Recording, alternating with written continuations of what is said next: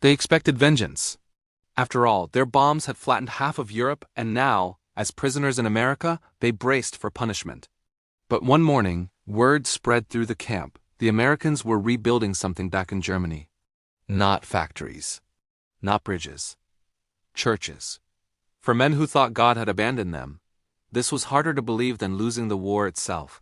Spring 1945. Germany had ceased to exist as it once was. Cities lay in ruins, their skylines nothing more than blackened ribs of stone. Cathedrals that had stood for centuries, symbols of faith and community, were now hollow shells. Roofs gone, bells buried under ash. Millions of Germans wandered through streets of dust, clutching photographs, ration cards, or nothing at all. For them, the war wasn't over. It had simply changed shape from gunfire to hunger, from propaganda to silence. Across the ocean, more than 370,000 German prisoners of war were being held in the United States. Most of them had expected brutality. They had seen what their own army had done in occupied lands, and they assumed America would answer in kind. Instead, they found something strange. The prison camps were not cages. They were fenced fields with barracks, kitchens, even small libraries. The guards followed rules strict, yes, but not cruel. For men who had lived under the whip of the SS, the absence of hatred was unsettling. Friedrich Bauer was one of them. At 28, he had been a church bell ringer in Hamburg before conscription pulled him into uniform. By the time he was captured in Normandy, the sound of bells, once his entire world, had become just another casualty of war. When he first arrived at Camp Hearn in Texas, Friedrich barely spoke. He ate in silence, wrote no letters home, and flinched whenever the camp's loudspeakers blared American jazz.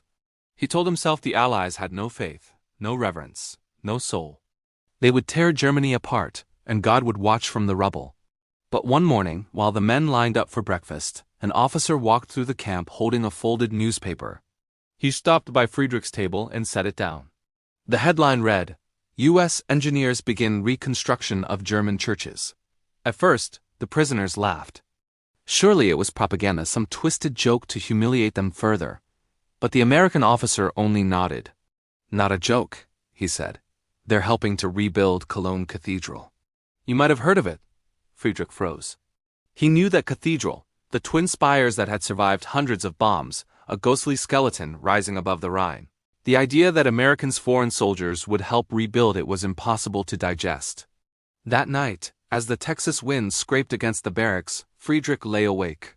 He thought about the altar he had once dusted, the pews he had polished as a boy, the hymns that had filled his lungs. And now, somewhere far across the Atlantic, strangers were laying stone where his home had fallen. For the first time since his capture, he prayed. Not for victory, not even for freedom, but for understanding. Before the war, Friedrich Bauer had never imagined himself as a soldier. He was a craftsman, a quiet man with calloused hands and a love for simple sounds. The creak of wooden pews, the echo of footsteps on stone, the deep, rolling voice of bronze bells. He grew up in Hamburg, in a narrow street that always smelled of rain and smoke from the baker's chimney. His father, a stonemason, worked on restoring church facades after World War I. His mother sang hymns while cooking, songs that carried both sorrow and hope. When Friedrich turned 16, his parish priest let him ring the bells every Sunday. It became his sanctuary. He would climb the narrow spiral staircase to the top, pull the rope, and feel the vibrations tremble through his entire body, as if heaven itself was answering. He loved the sound because it meant connection. It told him he belonged somewhere. But by 1943, the bells had fallen silent. Conscription came like a cold hand on his shoulder. The Reich needed men, not musicians. The church became a recruiting station. Friedrich traded his rope for a rifle. He was sent to Normandy in the final desperate months of the war, hungry, scared, and already questioning everything he'd been told. The propaganda spoke of glory, but he saw only exhaustion. The priests who once blessed soldiers were now praying for the dying, regardless of which uniform they wore. When the Allies landed, his unit collapsed within days. Captured near a field of burning wheat, Friedrich expected to be shot on sight. Instead, a young American soldier handed him a canteen of water. That small act stayed with him, hauntingly gentle. Now in Texas, months after his capture, Friedrich lived surrounded by fences and skies too wide for comfort. He spent his days repairing boots and chairs for guards, Small acts of usefulness that reminded him he still had hands meant for creating, not destroying. At night, he sometimes heard distant church bells from a nearby town. He would close his eyes and pretend they were from home. But after reading that newspaper headline, U.S. engineers rebuild German churches, something inside him began to stir. The idea gnawed at him.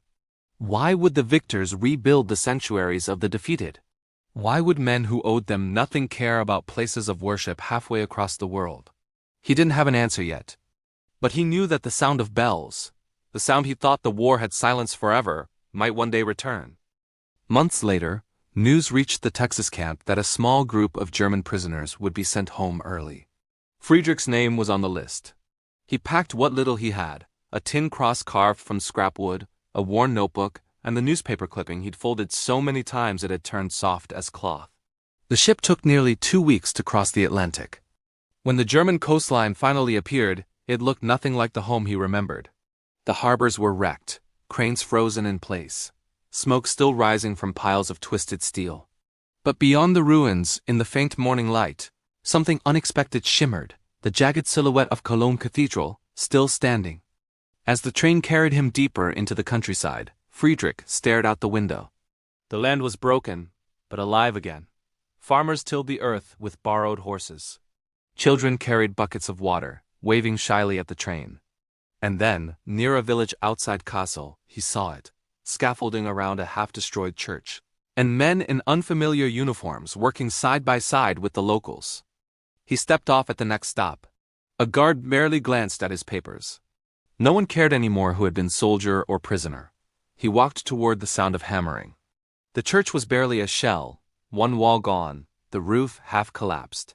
But inside, under beams of sunlight and dust, American engineers in olive fatigues were lifting stone, aligning timber, and carefully rebuilding the spire.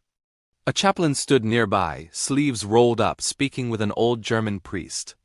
They smiled as they talked, like men planning a harvest instead of repairing ruins. Friedrich just stood there, unable to speak. For months, he had carried guilt like an iron weight, the guilt of destruction, of faith lost, of a homeland twisted into madness. Now, in front of him, the people he once called enemies were raising the house of his God. One of the engineers noticed him. "Need a hand, friend?" the American asked, wiping dust from his face.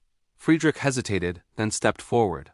"I was a bell ringer," he said softly. "Before," the man grinned. "Then you know more about these walls than we do. Grab a hammer." And just like that, Friedrich found himself lifting stones again. Every strike of the mallet, every plank set into place, felt like redemption made tangible. No speeches, no orders, just work and the quiet understanding that some things were worth rebuilding together.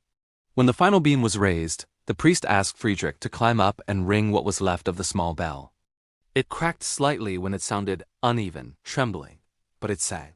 It sang over the ruins, over the graves, over the memories that still bled.